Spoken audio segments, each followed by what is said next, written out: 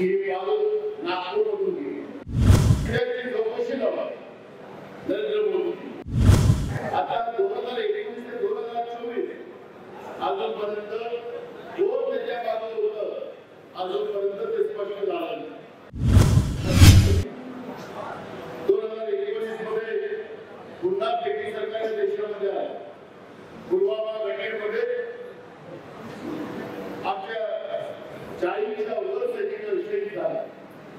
त्यावेळेस या टीव्हीवाल्यांच्या माध्यमातून पेपरच्या माध्यमातून सांगितलं जात होतं की हे बाळू नागपूरमधून गेले।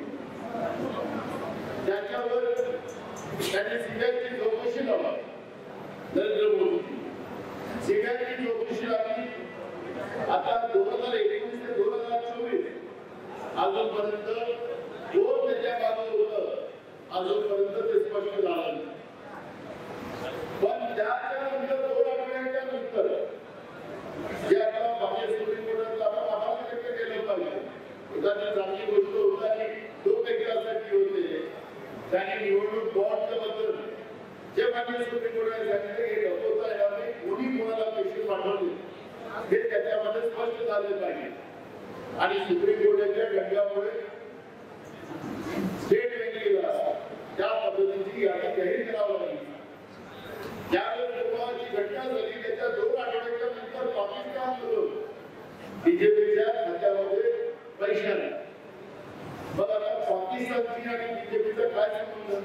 पुलवामाच्या घटनेनंतरच का पैसे झाले हा प्रश्न आपल्याला विचारावा लागला। प्रधानमंत्री येणार होते ते त्यांना विचारायचं।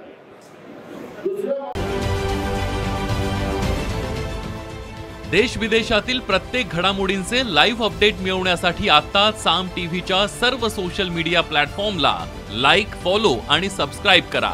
तसंच सर्व नोटिफिकेशनसाठी बेल आयकॉन प्रेस करायला विसरू नका।